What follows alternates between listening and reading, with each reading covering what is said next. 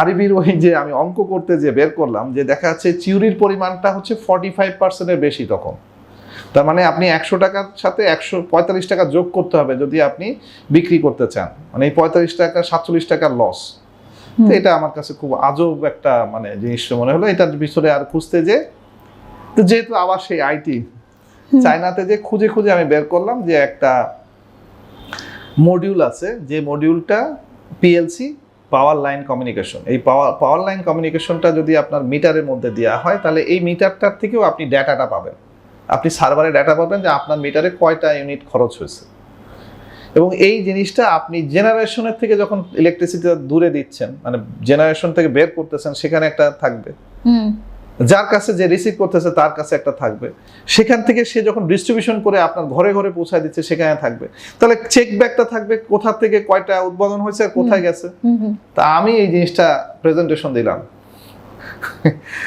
আমি বিদ্যুৎ ভবনের প্রেজেন্টেশন দিয়ে আই বিকেম এনিমি এগেইন। কারণ হচ্ছে যে কেঁচো ফুটতে যে সাপ বেরোয় আসলো। কেঁচো ফুটতে সাপ বেরোয় আসলো কিরকম? আমি দেখলাম যে বাংলাদেশে পিজিসিবি বলে একটা অর্গানাইজেশন আছে, power grid company.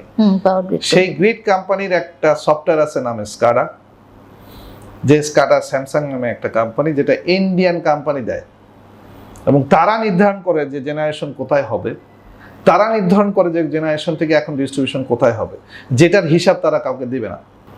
Number one, কারণ এটা তাদের কাছে কন্ট্রোল।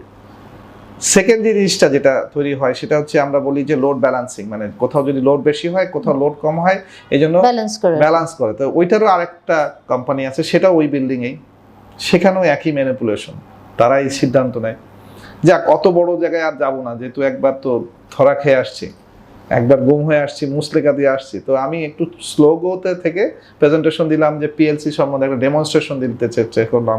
ডেমনস্ট্রেশন দিয়ে দেখালাম যে এইভাবে খুব লো কস্টে মিটারের সাথে আমরা এই ব্যালেন্সিং করে তথ্যগুলো রাখতে পারি, এবং এটাতে সরকার সঠিক বিল পাবে, সরকার সঠিক বে। All on a sudden attack আমার উপরে আবার আসলো। আমার অফিস একদিনের মধ্যে ক্লোজ করে দেওয়া হলো, আমার সকল এমপ্লয়িকে নিয়ে যাওয়া হলো, আমাকে ওই বিদেশি কোম্পানিকে ডেকে বলে দেওয়া হলো যে আমার সাথে আর কাজ করা হবে না।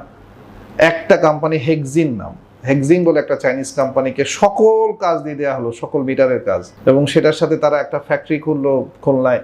সেই ফ্যাক্টরি তো এই শেখ হাসিনার ফ্যামিলি, যে হেলাল সাহেব বা তাদের ফ্যামিলির মাধ্যমে যোগাযোগ করে, আর মন্ত্রীর ভাই মানে বিপু সাহেবের ভাই হামিদ কোম্পানি, হামিদ গ্রুপের, তাদের সাথে পার্টনারশিপে হেক্সিং একচেটিয়া বাংলাদেশে প্রিপেড মিটার দেওয়া শুরু করলো। আর আমার যে মিটার সহ আমি গার্বেজে চলে আসলাম। সো দ্য এন্ড স্টোরি, আবার পাওয়ার সেক্টর থেকে এক প্রকার ধসে গেলাম, দেশের বাইরে চলে গেলাম।